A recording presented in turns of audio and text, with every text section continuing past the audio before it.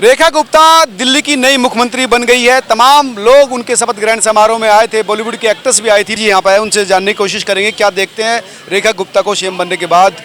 क्या देखते हैं आप पम्मी जी? नमस्ते दोस्तों, मैं राव पम्मी मोटन, बॉलीवुड एक्टर मुंबई से और भाजपा प्रदेश कार्यकारिणी सदस्य हरियाणा से। मुझे खुशी हो रही है कि रेखा शर्मा जी को हमारी दिल्ली की मुख्यमंत्री, हाँ जी, रेखा गुप्ता जी को हमारी दिल्ली की मुख्यमंत्री बनाया है। तो सबसे पहले तो मैं आदरणीय प्रधानमंत्री मोदी जी को तहे दिल से धन्यवाद देना चाहती हूँ। उन्होंने नारी शक्ति को बढ़ावा दिया है और दिल्ली में ये जरूरी भी था, क्योंकि दिल्ली में इतना आतंक फैल चुका था केजरीवाल जी का, अदर पार्टीज का इतना हो चुका। महिला सुरक्षित नहीं थी दिल्ली में। महिला सुरक्षित नहीं थी? महिला सुरक्षित नहीं थी। कह सकती है कि केजरीवाल के राज में महिला सुरक्षित नहीं थी। बेशक उन्होंने फ्री फैसिलिटी दे रखी थी, उसके बाद भी यहाँ पे जो भी ऑल ओवर इंडिया से लड़कियाँ यहाँ पे एजुकेशन कर रही है, जॉब कर रही है, क्योंकि दिल्ली हमारा एक कॉर्पोरेट हब है। इवन आप मान के चलिए कि मतलब पुलिस में भी लड़कियाँ हैं, पुलिस में होने के बाद भी वो सुरक्षित नहीं है, क्योंकि राज चलते हुए कोई भी अरे पुलिस वाली तू क्या करेगी। मैंने खुद ने देखा है, मैं अपने पर्सनल एक्सपीरियंस बता रही हूँ कि मैं खुद एक एक्टर होने के नाते मैं खुद डरती हूँ दिल्ली में बाहर निकलते हुए। आने वाले टाइम में लेकिन अभी महिलाओं को बिल्कुल भी डरने की जरूरत नहीं है, क्योंकि मोदी जी ने एक नारी शक्ति को एक मुखिया बना दिया दिल्ली का। अब मुखिया जो है महिला को बना दिया। अरविंद केजरीवाल पूछते थे कि कौन होगा बीजेपी का दूल्हा, बीजेपी का दूल्हा कौन होगा, उस पर अच्छा बीजेपी का दूल्हा कौन होगा? तो ये मोदी जी की बेटी है और हरियाणा की बेटी है, तो हमें प्राउड होता है कि मैं भी हरियाणा से बिलोंग करती हूँ। मोदी जी का सबसे बड़ा बोलते हैं एक आशीर्वाद हरियाणा के लिए रहा है, क्योंकि मोदी जी ने बेटी बचाओ बेटी पढ़ाओ आंदोलन हरियाणा से स्टार्ट किया था।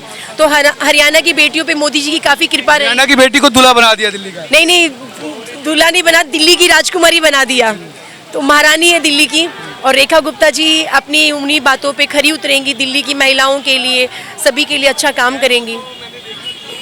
वो भी हरियाणा का बेटे थे, दिल्ली के बेटे थे, उन्होंने भी विकास के दावे किए थे लेकिन कर नहीं पाए। लेकिन मैं सही बताऊं, जब मैं बीजेपी की कैंपेनिंग दिल्ली की जब मैं भी लास्ट कर रही थी, तो मुझे ना केजरीवाल जी पे मतलब मुझे शर्म आ रही थी कि केजरीवाल जी हरियाणा के बेटे हैं। जो हरियाणा का बेटा होके वो कैसे बोल सकता है कि मतलब हरियाणा के पानी में जहर है। हमारे हरियाणा के सीएम साहब नायब सैनी जी ने वो पानी अपने हाथों से पिया था, उनका गलत वीडियो बना के वायरल कर दिया गया था। तो ये केजरीवाल की सरकार है। जो हमारे हरियाणा के ओरिजिनल हरियाणा वाले लोग होते हैं वो ऐसे नहीं होते। ओरिजिनल की मिट्टी में एक वो चीज़ है। हमारे हरियाणा के सीएम साहब को देखिए, नायब सैनी जी को देखिए, मेरे बड़े भाई हैं वो, हमारे वहाँ के प्रदेश अध्यक्ष मोहनलाल बडोली जी को देखिए। हरियाणा के जो लोग होते हैं वो अपनी जड़ों से जुड़े हुए होते हैं और वो एक अच्छे लेवल पे काम करते हैं। तो जैसे हमारे हरियाणा के सीएम जनता के लिए काम कर रहे हैं, वैसे ही दिल्ली की सीएम रेखा गुप्ता जी जो भी हरियाणा की बेटी है वो भी वैसा ही काम करेंगी।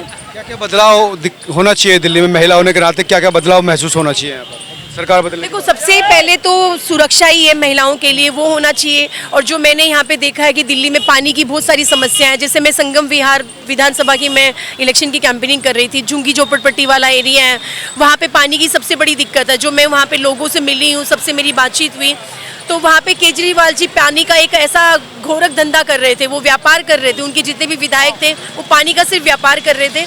तो सबसे पहली समस्या पानी की जो दूर होनी चाहिए। झुंगी झोपड़पट्टी के जो बच्चे हैं उनको थोड़ा एजुकेशन के लिए आगे बढ़ाना चाहिए, आगे अपग्रेड करना चाहिए। महिला सुरक्षा और पानी की समस्या बड़ी समस्या है यहाँ की। हाँ जी। अरविंद केजरीवाल जी कह रहे थे कि मुझे तो फर्जी मामलों में जेल पहुँचा दिया, नहीं तो मैं काम कर रहा था। अगर मुझे एक बात बताइए, अगर आप काम कर रहे थे तो आपकी सीटें क्यों नहीं आई है?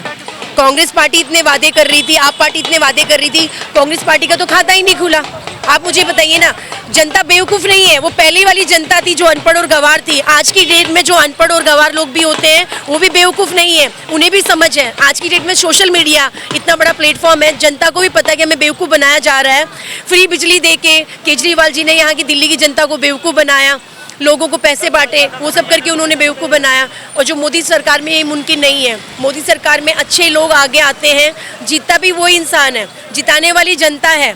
ये सब बेवकूफ़ बनाने वाली बातें हैं। जो लोग अच्छा काम करेंगे जनता उन्हीं को जिताएगी ना। कहते हैं ईवीएम बदल दी, पैसे बांटे, उसकी वजह से भी ये सब गलत बात है, गलत बात है। जब हमारे हरियाणा के इलेक्शन जब चल रहे थे उस दौरान भी यही था कि रातों रात मीडिया में कांग्रेस दिख रही थी, लोगों को लग रहा था। लेकिन मैं मतलब धरातल पे मैं घूमी हूँ, बीजेपी की मैंने कैंपेनिंग की, तो मुझे पता है, मेरे पास लोगों की वीडियो हैं जो अभी तक मैं पोस्ट नहीं कर पाई हूँ। लोगों से जाना मैंने कि वहाँ पे उस टाइम पे हर बंदे की ज़बान पे बीजेपी ही था कि हरियाणा में भी बीजेपी आएगी, ऐसे ही दिल्ली में हर बंदे की ज़बान पे बीजेपी था।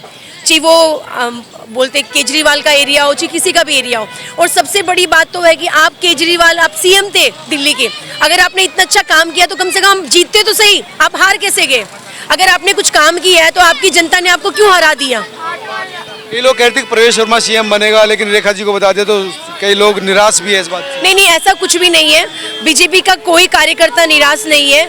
वो मोदी जी को भी पता है कि किसको सीएम बनाना चाहिए, और दिल्ली में एक महिला शक्ति का आना जरूरी था, तो ऐसा कोई नाराज नहीं है। मुझे नहीं लगता कि कोई नाराज है। केजरीवाल जी के लिए कुछ कहेंगे आप? केजरीवाल जी के लिए बस मैं यही बोलूंगी कि आपने जितने भी पाप किए हो, अपने पापों की सजा के लिए माफी मांग लीजिए भगवान से। क्या पाप किए हैं उन्होंने? बहुत सारे पाप किए हैं उन्होंने। जो झूठ सबसे बड़े तो वो झूठे हैं एक नंबर के। जो हरियाणा के बंदे कभी झूठे नहीं होते, हरियाणा के बंदे दिल के साफ होते, झूठे नहीं होते। तो केजरीवाल जी का तो मुझे लगता है कि उनका जन्म हरियाणा में हुआ ही नहीं है, जो लगता है कि गलती से वो हो सकता है।